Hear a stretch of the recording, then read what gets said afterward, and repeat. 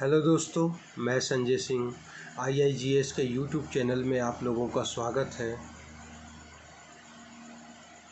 आज हम पुनः आप लोगों के सामने उपस्थित हुए हैं भारतीय राज्य व्यवस्था के एक नए टॉपिक को लेकर।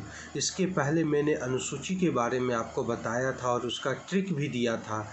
तो इस बार मैं आपको मौलिक अधिकार के बारे में बताऊंगा कि मौलिक अधिकार क्या है, कहाँ से लिया गया है और ये क्या हमें बताता है या क्या हमें ये देता है। ठीक है, आप लोग जानते होंगे कि क्वेश्चन पूछने का जो तरीका है वो काफ़ी कठिन हो चुका है।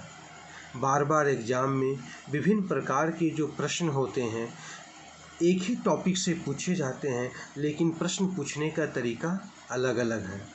इससे ये पता चलता है कि किसी भी विषय वस्तु पर समझ और उस पर पकड़ हमारा बहुत अच्छा होना चाहिए, तभी हम उस टॉपिक से संबंधित प्रश्नों का हल निकाल सकते हैं।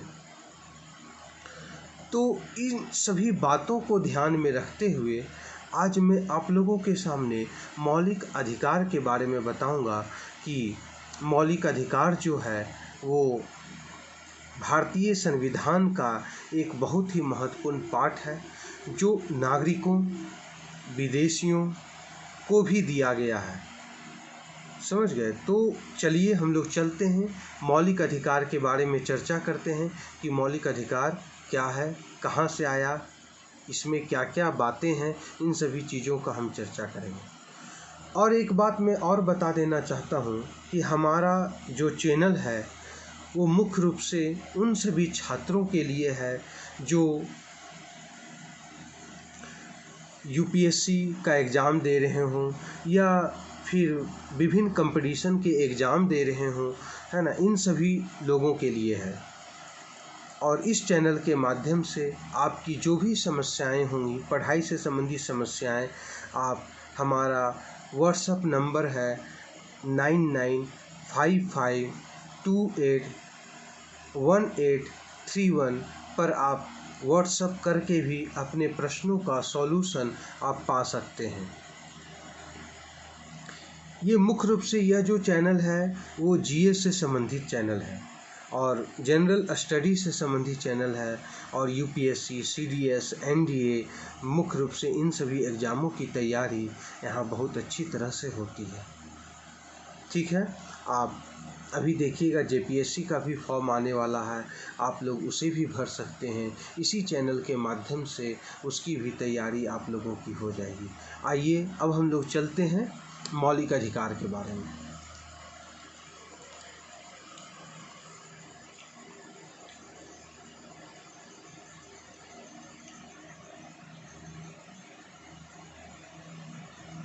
मूल अधिकार, इसे हम फंडामेंटल राइट भी कहते हैं।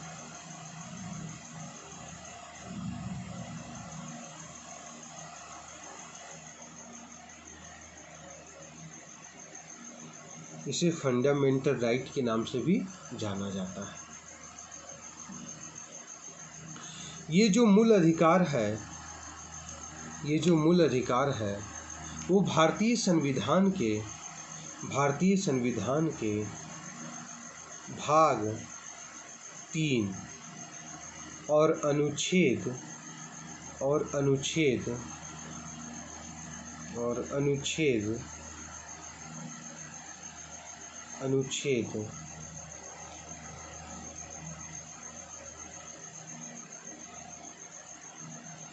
12 से 30 तक और 32 से 35 तक, ठीक है। ये जो आप देख रहे होंगे, ये जो मूल अधिकार के बारे में जो मैंने आपको बताया, ये कौन से भाग में है? तो भाग 3 में है। अनुच्छेद कौन से हैं? तो 12 से 30 है और 32 से 35 है। ठीक है, तो देखिएगा इसमें से एक, जैसे मान लीजिए 30 है, 30 के बाद 31 होना चाहिए था, लेकिन 31 नहीं है, क्योंकि 31 में संपत्ति का अधिकार था, 31 में संपत्ति का अधिकार था जिसे हटा दिया गया है और फिर उस संपत्ति के अधिकार को भाग 12 में और अनुच्छेद 300 का के तहत एक कानूनी अधिकार बना दिया गया है। तो यहीं पर आप लोग नोट करके भी लिख लीजिएगा। नोट करके मैं लिख देता हूँ, यहीं पर मैं लिख देता हूँ, आगे लिखने की आवश्यकता नहीं, क्योंकि बात जब यहाँ उठी है तो उस बात जहाँ उठती है उसको वहीं पर सॉल्व किया जाता है। तो नोट यहाँ लिख रहे हैं हम लोग, नोट बनाकर।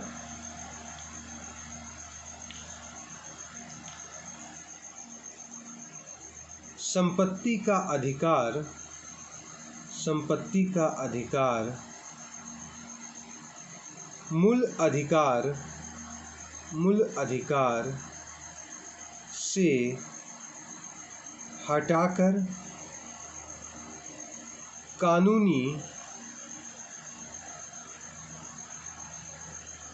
अधिकार बना दिया गया है, दिया गया है। ब्रैकेट में यहाँ दे देते हैं, ब्रैकेट में यहाँ देते हैं 31 का से हटाकर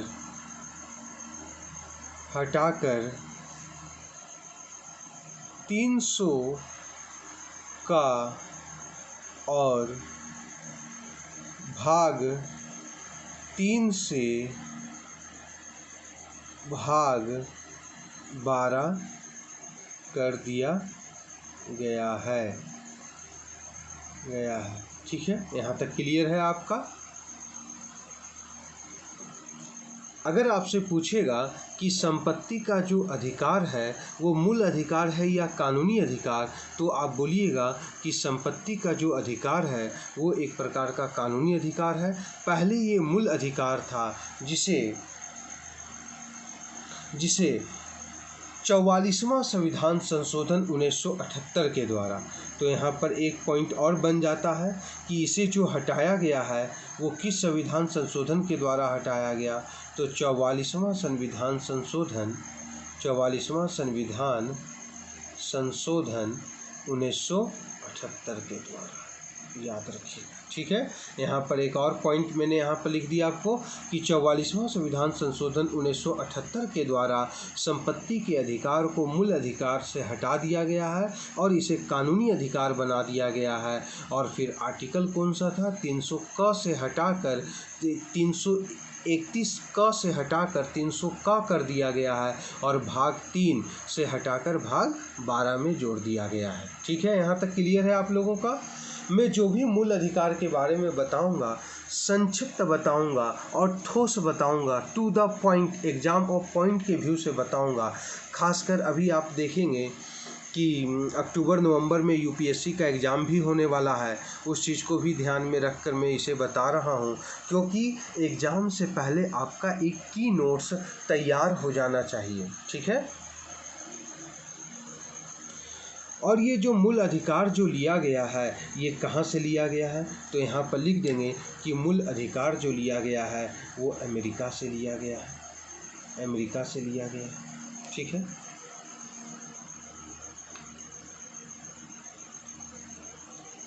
और अमेरिका ही मौलिक अधिकार को सर्वप्रथम मान्यता दिया था, अमेरिका ही मौलिक अधिकार को सर्वप्रथम मान्यता दिया है, मौलिक अधिकार को सर्वप्रथम मान्यता कौन दिया, तो मौलिक अधिकार को सर्वप्रथम मान्यता अमेरिका दिया। इस चीज़ को आप लोग याद रखेंगे, ठीक है। ये जो मूल अधिकार है वो हमें क्या देता है, तो देखिए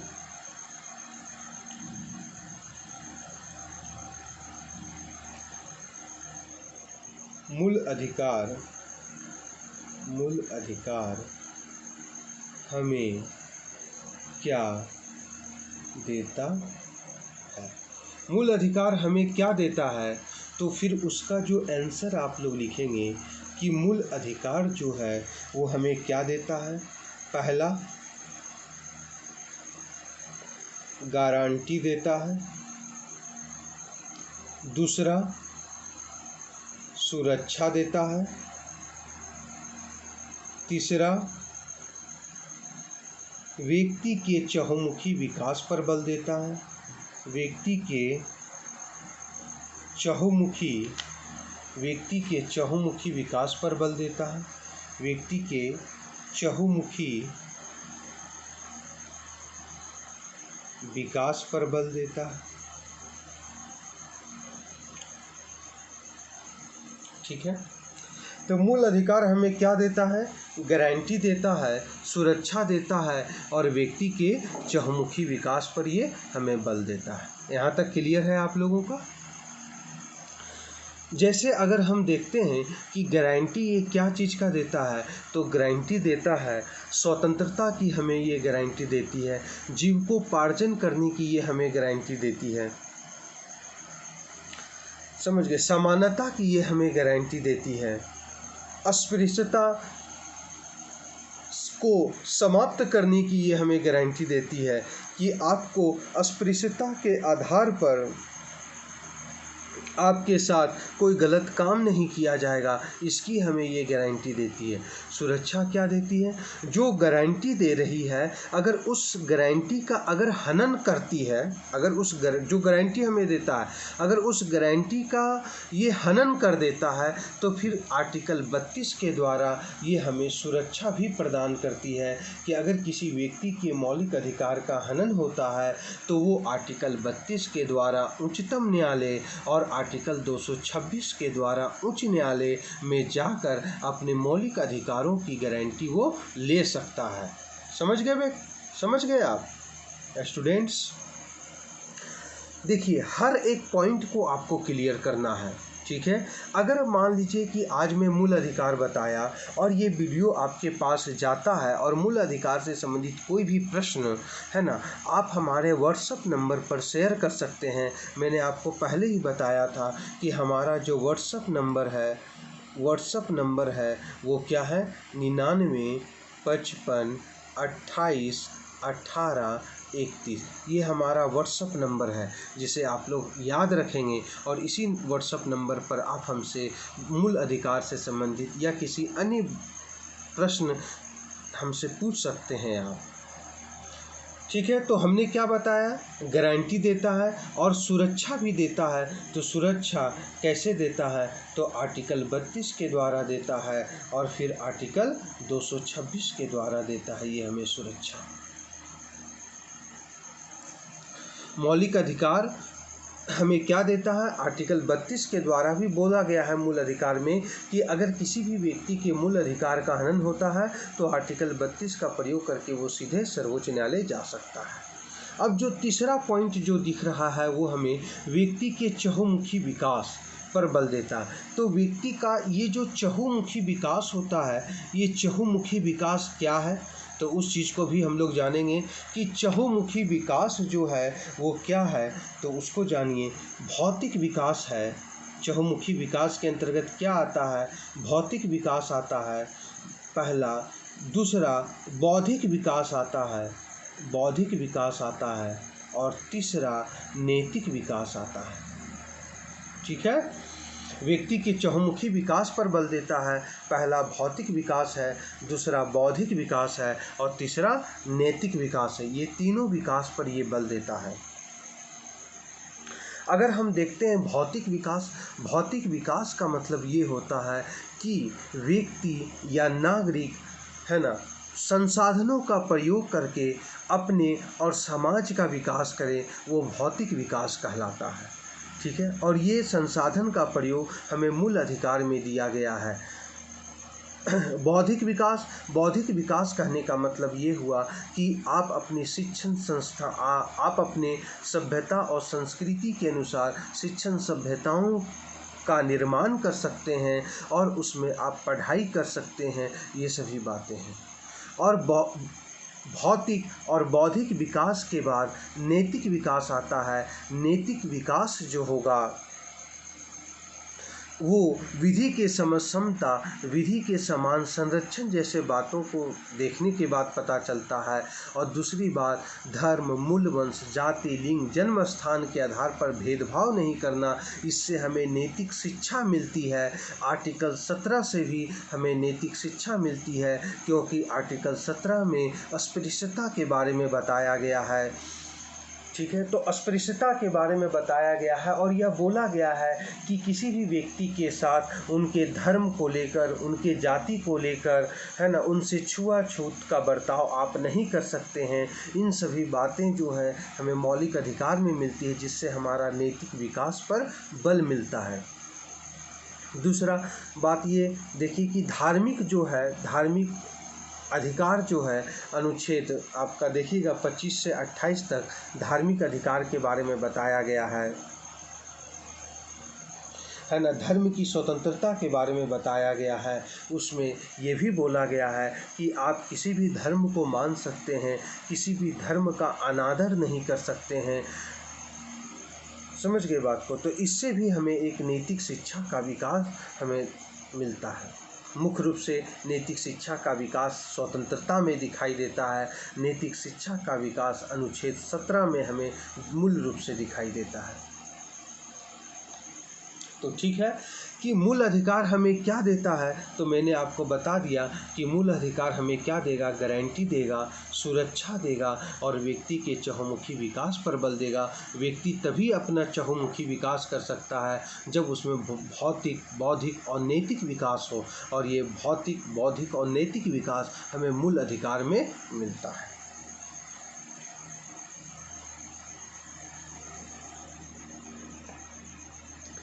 देखिए, अब ये बात उठता है कि मूल अधिकार, तो ये बात कह दिया, मूल अधिकार कितने हैं? अब ये प्रश्न उठता है कि मूल अधिकार कितने हैं?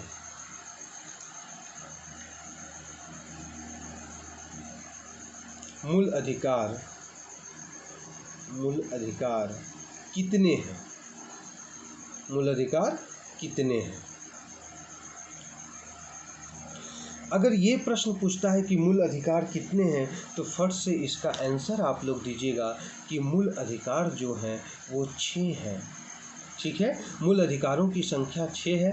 तो कौन कौन है? तो पहला मूल अधिकार के बारे में बोलिएगा। ये जो मूल अधिकार 6 हैं वो कौन कौन है? तो पहला आप लोग बोलेंगे समता का अधिकार, समता का अधिकार, समता का अधिकार। समता को अंग्रेजी में क्या कहते हैं? इक्वालिटी। याद रखिएगा, इक्वालिटी। समता को अंग्रेजी में क्या कहते हैं? इक्वालिटी। और समता का जो अधिकार दिया गया है वो 14 से 18 तक है। समता का अधिकार कहाँ से कितना तक है? 14 से 18 तक है। अब जो हम लोग दूसरा देखते हैं वो है स्वतंत्रता का अधिकार।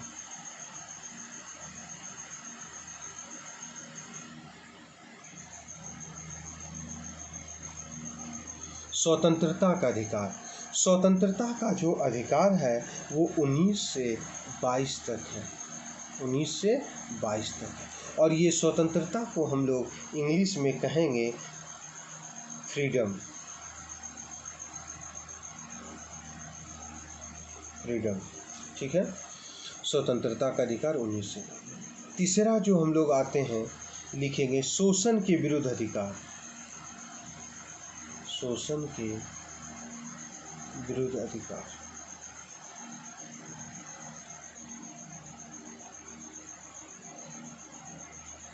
अनुच्छेद कौन सा है? तो 23 से 24 तक है। शोषण के विरुद्ध अधिकार अनुच्छेद 23 से 24 तक है। शोषण को हम लोग अंग्रेजी में कहते हैं एक्सप्लॉइटेशन, एक्सप्लॉइटेशन।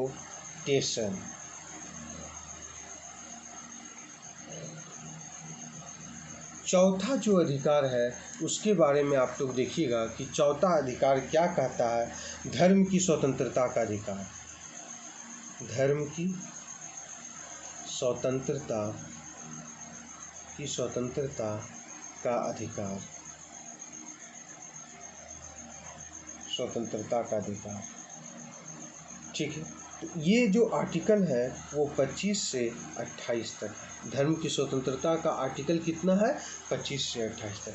धर्म की स्वतंत्रता को अंग्रेजी में हम लोग कहते हैं freedom. Freedom of religion. Freedom of religion. ठीक है,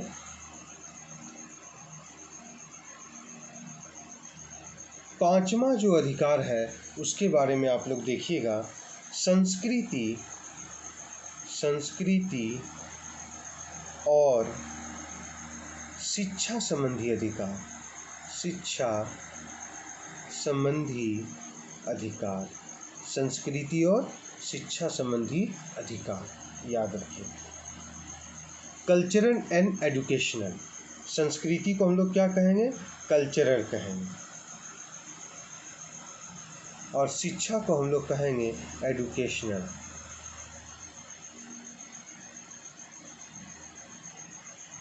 ये कौन सा आर्टिकल है? तो 29, 30 होंगे। अंतिम जो अधिकार है वो है संवैधानिक उपचारों का अधिकार। संवैधानिक उपचारों का अधिकार। संवैधानिक उपचारों का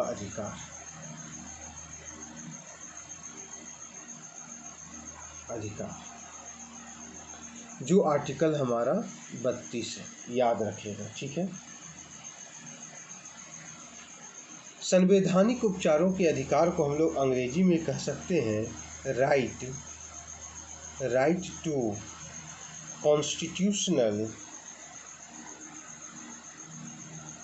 constitutional remedies. Right to constitutional remedies. तो इस प्रकार आप लोग देखेंगे कि सबसे पहले समता का अधिकार है, स्वतंत्रता का अधिकार है, शोषण के विरुद्ध अधिकार है, धर्म की स्वतंत्रता का अधिकार है, सांस्कृतिक और शिक्षा संबंधी अधिकार है, और संवैधानिक उपचारों का अधिकार दिया हुआ है। तो हमारे मूल अधिकार जो हैं वो कितने हैं? तो मूल अधिकार 6 हैं हमारे। ठीक है, अब इन मूल अधिकारों का हम लोग विस्तृत रूप से ज़रा और भी एक बार पढ़ लेंगे, जैसे मैं लिखता हूँ आपको। और एक चीज़ और याद रखिए आप लोग कि ये जो अधिकार हैं ये नागरिकों को भी दिए गए हैं और व्यक्ति को भी दिए गए हैं। तो नागरिकों को मिलने वाले मूल अधिकार, तो यहाँ पर लिखते हैं नागरिकों को मिलने वाले मूल अधिकार। नागरिकों को मिलने वाले मूल अधिकार। मिलने वाले मूल अधिकार कौन कौन है? तो लिखिएगा 15, 16, 19, 29, 30 है। ठीक है, इसके अलावा जो भी अधिकार है वो व्यक्ति और नागरिक को है। ठीक है, यहाँ लिख देते हैं इसके अलावा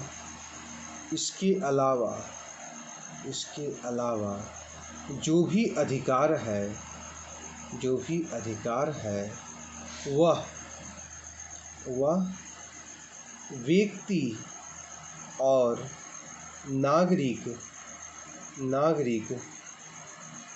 दोनों को है। इसके अलावा जो भी अधिकार है वह व्यक्ति और नागरिक दोनों को है। इस चीज़ को याद रखिएगा। इसके अलावा जो भी अधिकार है वो किसको है? व्यक्ति और नागरिक दोनों को है। सिर्फ नागरिकों को जो प्राप्त अधिकार है वो 15 है, 16 है, 19 है, 29 है और 30 है। इस चीज़ को आप लोग याद रखेंगे, ये बहुत ही इम्पोर्टेंट है। ठीक है, अगर इसे आप स्क्रीनशॉट के भी रूप में ले सकते हैं तो आप ले लें इसे।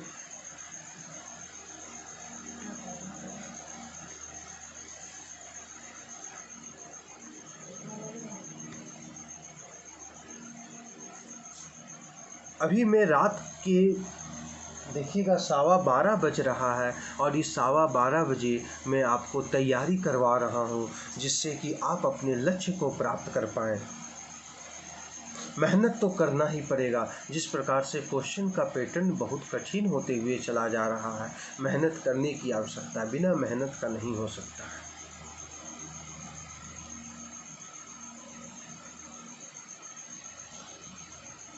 जी।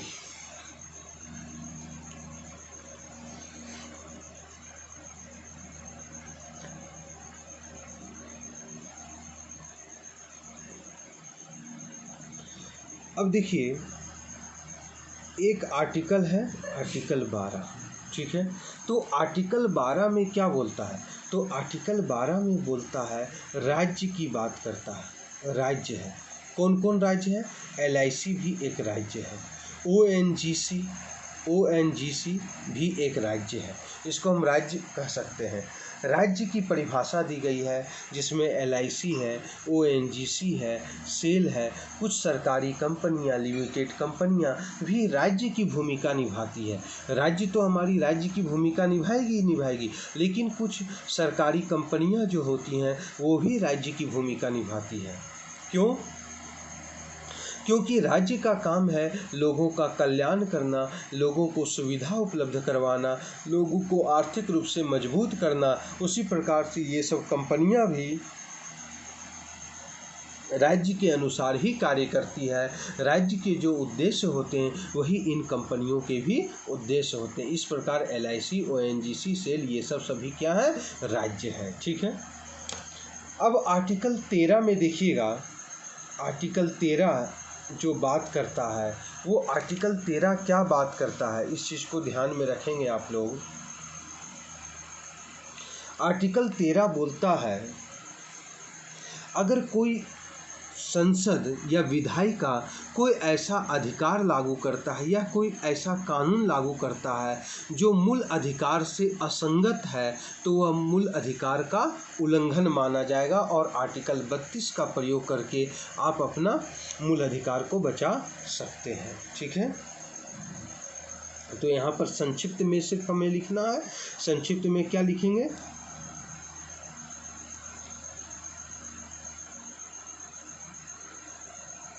मूल अधिकारों से असंगत या उनका अल्पीकरण करता हो, उनका अल्पीकरण करने वाली नीतियाँ, अल्पीकरण करने वाली विधियाँ। कोई अगर ऐसा विधि बनाया जाता है, अल्पीकरण करने वाली विधियाँ शून्य होगी, ठीक है। कहता क्या है कि अगर कोई ऐसा विधि बना दिया गया है या कोई ऐसा कानून बना दिया गया है जिसमें मूल अधिकार के नियमों का उल्लंघन हो रहा है या उनमें जो अनुच्छेद है, उन अनुच्छेदों में जो बातें कही गई, उन बातों का उल्लंघन हो रहा है, तो उस विधि को शून्य माना जाएगा। और ये शून्य तब होगा जब हम आर्टिकल 32 का प्रयोग करके सर्वोच्च न्यायालय जा सकते हैं। आर्टिकल 32 का प्रयोग करने के लिए हमें कौन कहता है? आर्टिकल 13 कहता है। इस चीज़ को हमेशा याद रखिएगा। आर्टिकल 32 और आर्टिकल 226 का प्रयोग करने के लिए कौन कहता है? आर्टिकल 13 हमें कहता है, ठीक है। अब जो हम आते हैं आर्टिकल 14 में आते हैं। 14 क्या कहता है? आर्टिकल 14, तो देखिए 14 क्या कहता है? 14 कहता है विधि के समता और विधि के समान संरक्षण की बात करता है। 14 क्या कहता है? विधि के समता और विधि का समान संरक्षण और विधि का समान संरक्षण, ठीक है। तो विधि की समता ये कहाँ से लिया गया है? तो विधि की समता इंग्लैंड से लिया गया और विधि का समान संरक्षण ये कहाँ से लिया गया है? अमेरिका से लिया गया। हर व्यक्ति कानून के नज़र में समान है, लेकिन कुछ ऐसे अपवाद हैं जो कानून के नज़र में अभी समान नहीं है। जैसे राष्ट्रपति को ले लेते हैं। अगर राष्ट्रपति के ऊपर अगर मुकदमा होता है या कुछ होता है तो तुरंत उसे जेल में नहीं डाला जाता, उसके पहले उस पर महाभियोग लगाया लगाया जाता है, अन्य व्यक्तियों पर ऐसा नहीं होता है। तो विधि के समक्ष लेकिन सभी लोग समान हैं, लेकिन कुछ अपवाद है। विधि का समान संरक्षण, सभी को कानून का संरक्षण दिया गया है, कोई भी कानून के संरक्षण से बाहर नहीं है। ठीक है, तो मैंने 12 बता दिया, 13 बता दिया और 14 बता दिया। 12 में राज्य की बात करता है, 13 में अगर विधायिका कुछ ऐसा कानून बनाती है जो मूल अधिकार का उल्लंघन करती है तो वह कानून शून्य होगा और आर्टिकल 32 और 226 का प्रयोग करके हम लोग सर्वोच्च न्यायालय और उच्च न्यायालय जा सकते हैं। आर्टिकल 14 विधि के समक्ष समता और विधि के समान संरक्षण का उल्लेख है। विधि के समक्ष समता इंग्लैंड से लिया गया और विधि का समान संरक्षण जो लिया गया है वो आपका अमेरिका से लिया गया है। ठीक है, अब हम लोग नेक्स्ट जो आर्टिकल है उस पर हम लोग चर्चा करते हैं।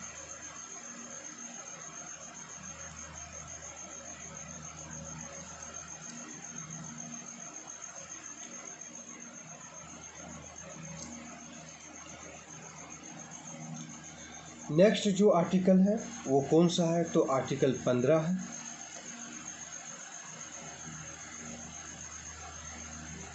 आर्टिकल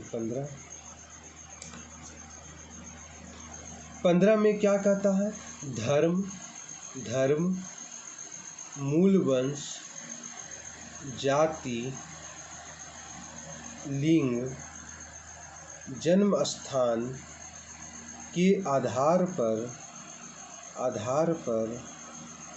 भेदभाव नहीं। ठीक है, धर्म, मूलवंश, जाति, लिंग, जन्म स्थान के आधार पर भेदभाव नहीं होगा। ठीक है, ये भेदभाव कहाँ नहीं होगा, ये भेदभाव जो बोलता है कि धर्म, मूलवंश, जाति, लिंग, जन्म स्थान के आधार पर भेदभाव नहीं होगा, तो कहाँ नहीं होगा, तो देखिएगा, सार्वजनिक स्थानों में नहीं होगा, सार्वजनिक स्थानों में नहीं होगा। ठीक है, दूसरी बात ये कहता है, पहली बात तो ये कह दिया, दूसरी बात ये कहता है महिलाओं और बालकों के लिए विशेष सुविधा होगी। महिलाओं और बालकों के लिए विशेष सुविधा है। महिलाओं और बालकों के लिए क्या है, विशेष सुविधा है। ठीक है, तीसरा बात ये कहता है सामाजिक और शैक्षणिक रूप से सामाजिक प्लस शैक्षणिक रूप से SC और ST को विशेष सुविधा, बस इतना ही मैं लिख रहा हूँ, विशेष सुविधा की बात ये करता है, इस चीज़ को याद रखें। चौथा बात ये क्या कहता है, चौथा ये बात कहता है कि उच्च शैक्षणिक संस्थानों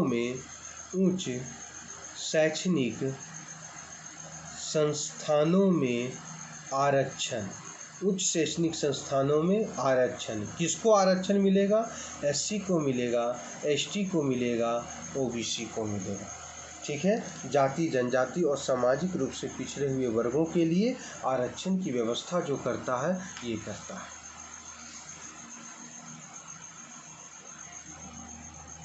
ये 15 इतना बात हमें कहता है। ठीक है, अब हम लोग आते हैं आर्टिकल 16 में बोलता है कि लोक नियोजन में अवसर की समानता होगी। लोक नियोजन में अवसर की समानता होगी। लोक नियोजन में अवसर की समानता का मतलब ये हुआ कि सरकारी नौकरियों में सभी को अवसर मिलेगा। ठीक है,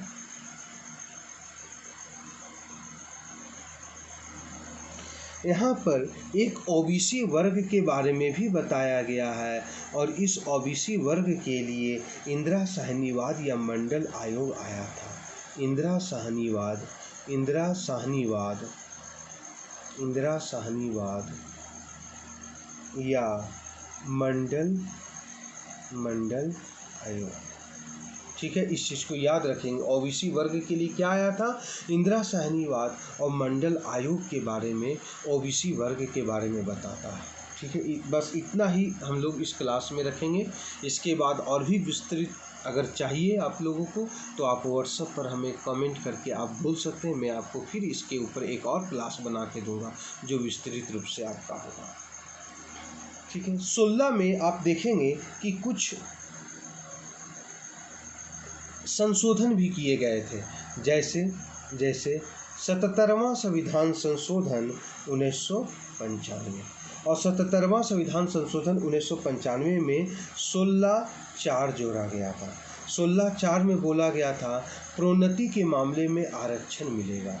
प्रोन्नति के मामले में आरक्षण, प्रोन्नति के मामले में आरक्षण।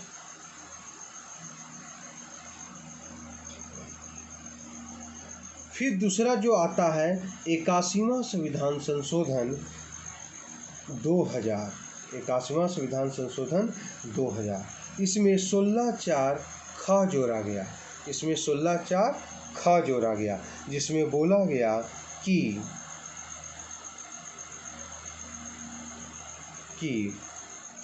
आरक्षित रिक्तियों को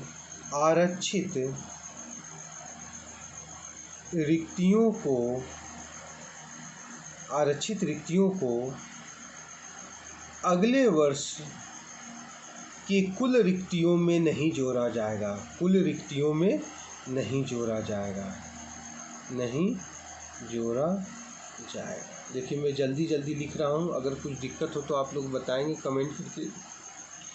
आरक्षित रिक्तियों को अगले वर्ष कुल रिक्तियों में नहीं जोड़ा जाएगा। कहने का मतलब ये हुआ कि अगर इस बार SC ST और OBC की जो सीटों की संख्या है वो 400 है और 400 इस बार नहीं भर पाया, सिर्फ भरपाई जो हुई है वो 300 की हुई है और 100 जो खाली बच गया है, तो अगले वर्ष जो सीट निकलेगा उसे हम अगले वर्ष जो सीट निकलेगा, मान लीजिए अगले वर्ष 200 सीट निकला, तो इस वर्ष वाला 100 और अगले वर्ष वाला 200 सीट को जोड़कर 300 सीट हम नहीं ला सकते हैं। सिर्फ हम 200 सीट, अगले वर्ष के जो 200 सीट है उसी पर मैं ज्वाइनिंग लूँगा। ठीक है, 100 सीट जो रहेगा वो खाली रहेगा, उसे बैक डेट से बैकलॉग वैकेंसी जो निकलती है उसके द्वारा उसे भरा जाएगा। अभी आप वर्तमान में देखिएगा UP PCS में RO की बैकलॉग वैकेंसी आई हुई है और इसमें सिर्फ वही लोग भरेंगे जो SC है, ST है और OBC वर्ग के लोग हैं। ठीक है, तो यहाँ तक याद रखेंगे आप लोग। फिर एक इसी में संशोधन होता है, वो आता है 82वां संविधान संशोधन 2000 और अनुच्छेद 335 है, आर्टिकल 335 है। इसमें क्या बोला गया? इसमें बोला गया कि परीक्षा के न्यूनतम अर्हक अंक में छूट मिलेगा। परीक्षा में न्यूनतम अर्हक अंक में छूट, अर्हक अंक में क्या मिलेगा आपको? छूट मिलेगा। ठीक है, नेक्स्ट जो आता है वो 85वां संविधान संशोधन आता है और ये 2001 से संबंधित है। ठीक है, इसमें क्या बोला गया? इसमें बोला गया कि SC और ST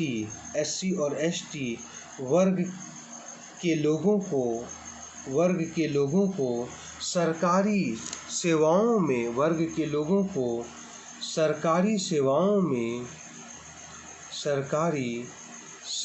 में प्रोन्नति का लाभ मिलेगा। सरकारी सेवाओं में प्रोन्नति का लाभ मिलेगा। ठीक है, सरकारी सेवाओं में प्रोन्नति का लाभ मिलेगा। और आर्टिकल 18 में आप लोग देखिएगा कि आर्टिकल जो 18 दिया गया है उसमें उपाधियों के अंत के बारे में बताया गया है। आर्टिकल 18 में उपाधियों का अंत के बारे में बताया गया है। आर्टिकल 19 में स्वतंत्रता के अधिकार दिए गए हैं। स्वतंत्रता के अधिकार, आर्टिकल 19 में स्वतंत्रता के अधिकार हैं। आर्टिकल 19 में क्या है? स्वतंत्रता का अधिकार दिया गया है। ठीक है, तो और आर्टिकल जो 20 है उसमें भी आप लोग देखेंगे कि आर्टिकल 20 में बोला गया है कि डांडिक विधि को भूतकालिक प्रभाव से लागू नहीं किया जाएगा। डांडिक विधि को भूतकालिक प्रभाव से लागू नहीं किया जाएगा। याद रखिएगा, डांडिक विधि को भूतकालिक प्रभाव से लागू नहीं किया जाएगा। और दोहरे संकट से उन्मुक्ति का अधिकार है। दोहरे संकट से उन्मुक्ति का अधिकार है। दोहरे संकट से उन्मुक्ति का अधिकार है। ठीक है, डांडिक विधि को भूतकालिक प्रभाव से नहीं लागू किया जाएगा और दोहरे संकट से उन्मुक्ति का अधिकार दिया गया है। देखिए, मैं एक आर्टिकल और बता रहा हूँ। ये जो आर्टिकल है 21 जो है, ये बहुत ही इम्पोर्टेंट आर्टिकल, और इस आर्टिकल को आप लोग VVI कर लीजिएगा। इस आर्टिकल को आप लोग क्या कर लेंगे? VVI कर लेंगे। इस आर्टिकल में क्या बोलता है कि प्राण और दैहिक स्वतंत्रता की बात करता है। ये आर्टिकल में क्या बोलता है? प्राण और दैहिक स्वतंत्रता की बात करता है आर्टिकल। ठीक है, आर्टिकल 21 में।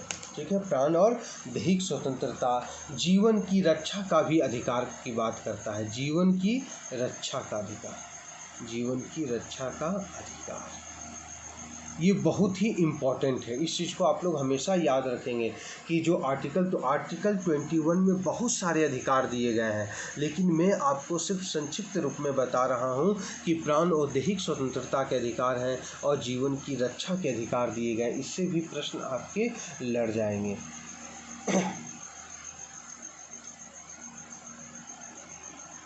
इसी में देखिएगा, बोला गया है कि कोई भी व्यक्ति मानवीय गरिमा के साथ जीवित रह सकता है। मजदूरों को न्यूनतम मजदूरी मिलेगा। आत्महत्या करने वाले लोग गलत हैं। ठीक है, आत्महत्या का प्रयास करना गलत है, या आत्महत्या का प्रयास करना दंडनीय है। चोरी से किसी व्यक्ति का टेलीफोन सुनना ये गलत है ना। इसी टॉपिक से आर्टिकल 21 से ही तबर UPSC में भी प्रश्न पूछा था कि अगर कोई गैर जाति विवाह करता है तो वो किस मूल अधिकार के अंतर्गत आता है? तो वो मूल अधिकार 21 के अंतर्गत आता है। इस चीज़ को याद रखिएगा। पीने योग्य शुद्ध जल मिलना चाहिए, है ना। बंधुआ मजदूर को न्यूनतम मजदूरी मिलना चाहिए। आप विदेश यात्रा कर सकते हैं। सूचना का जो अधिकार है वो हमारा क्या है? मौलिक अधिकार है। इस चीज़ को आप लोग याद रखेंगे, और ये बहुत ही इम्पोर्टेंट है, VVI है। इस चीज़ को आप लोग याद रखेंगे। ठीक है, सूचना का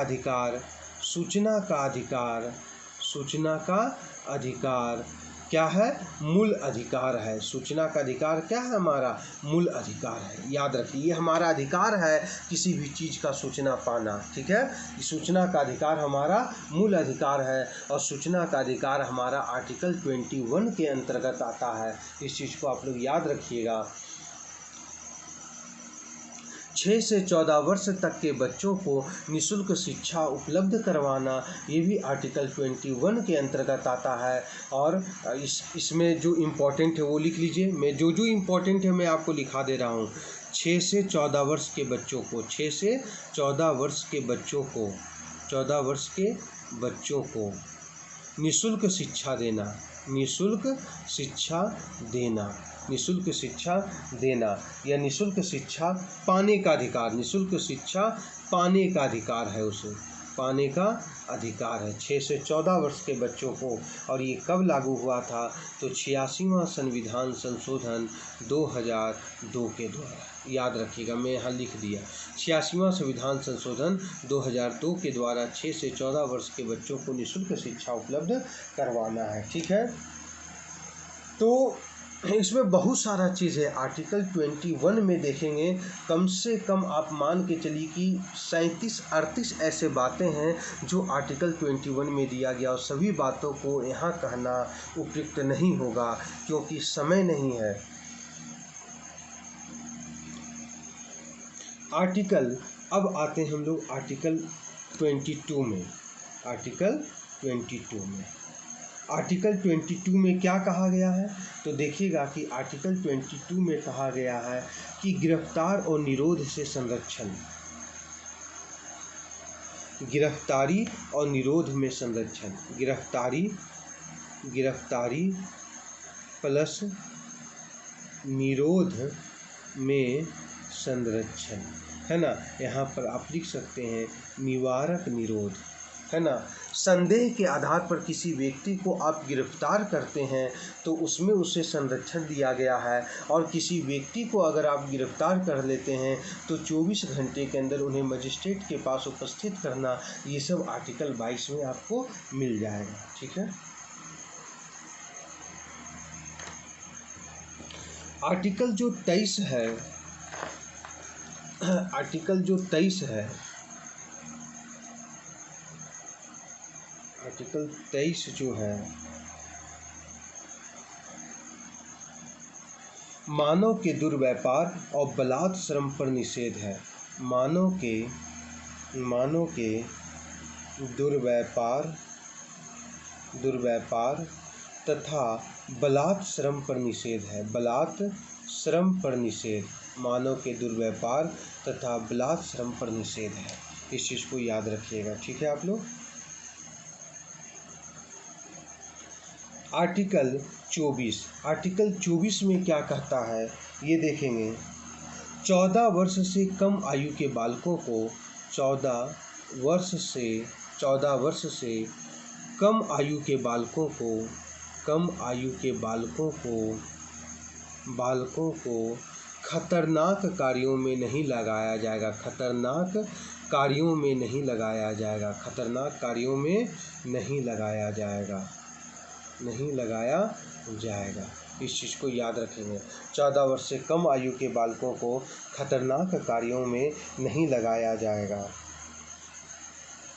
ठीक है। और यहीं पर लिख दीजिए बाल श्रम निषेध अधिनियम। बाल श्रम निषेध अधिनियम, बाल श्रम निषेध अधिनियम ये कब लागू हुआ, तो 1986 में। बाल श्रम निषेध अधिनियम कब आया, 1986 में आता है। ठीक है। आर्टिकल 24 मैंने बता दिया। आर्टिकल 25 में धार्मिक स्वतंत्रता के बारे में बोलता है। धर्म के प्रति आचरण करना। आर्टिकल 25 में क्या बोलता है, धर्म के प्रति आचरण करना, आचरण करना। ठीक है। 26 में क्या बोलता है, देखिएगा यहीं पर लिख रहा हूँ। आर्टिकल 26 में क्या बोलता है, 26 में बोलता है धार्मिक संस्थाओं की स्थापना करना। धार्मिक संस्थाओं की स्थापना। ठीक है। धार्मिक संस्थाओं की स्थापना करना।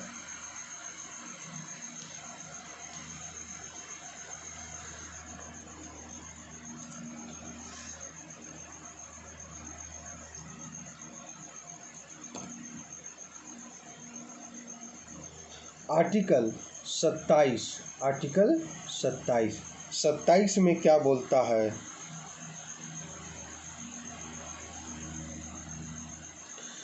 धर्म के अभिवृद्धि के लिए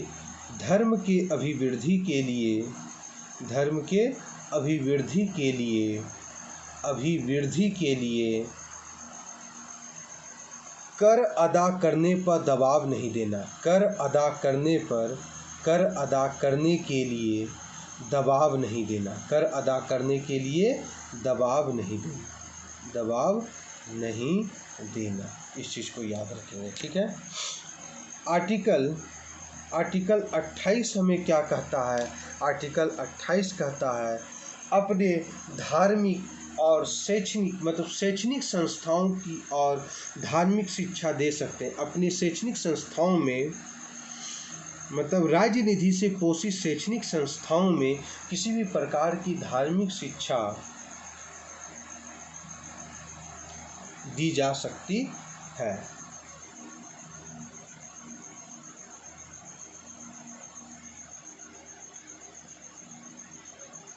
राज्य निधि से पोषित शैक्षणिक संस्थाओं में किसी भी प्रकार की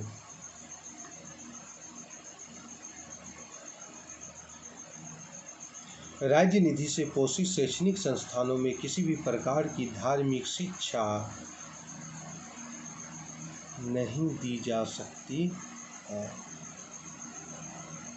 ठीक है, राज्य निधि से पोषित शैक्षणिक संस्थानों में किसी भी प्रकार की धार्मिक शिक्षा नहीं दी जाएगी, इसलिए सरकारी स्कूलों में धार्मिक शिक्षा नहीं दी जा सकती है।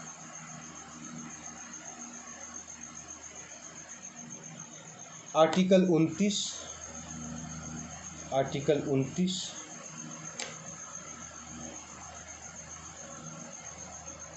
अपनी लिपि और संस्कृति को बचाना। अपनी लिपि प्लस संस्कृति को बचाना और संरक्षित करना। यहाँ तक आप लोग देख लीजिए एक बार। और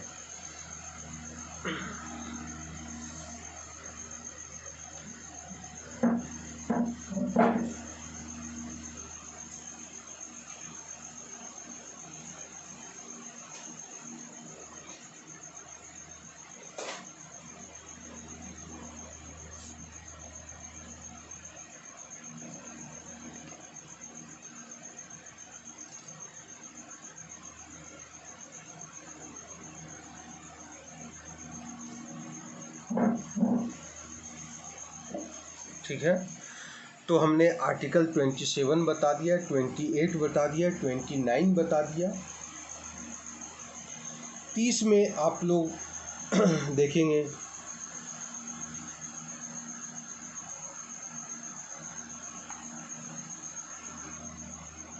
संरक्षित करना। 29, 30, 27 हो गया, 28, 29 हो गया।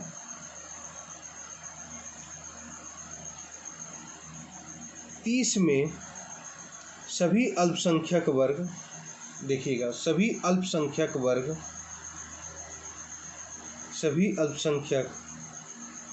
वर्गों को अपनी रुचि के संस्थानों की स्थापना कर सकता है।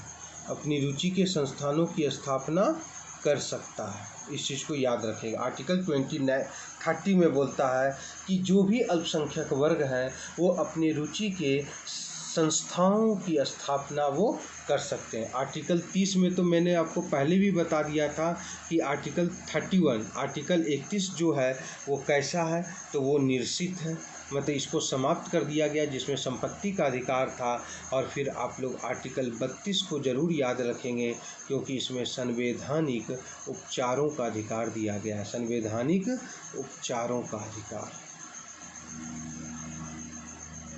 ठीक है। तो इस प्रकार आपके जो मौलिक अधिकार थे वो आपके मुख्य रूप से ये 32 तक ही मौलिक अधिकार जो है वो ज़्यादा उपयोग में है।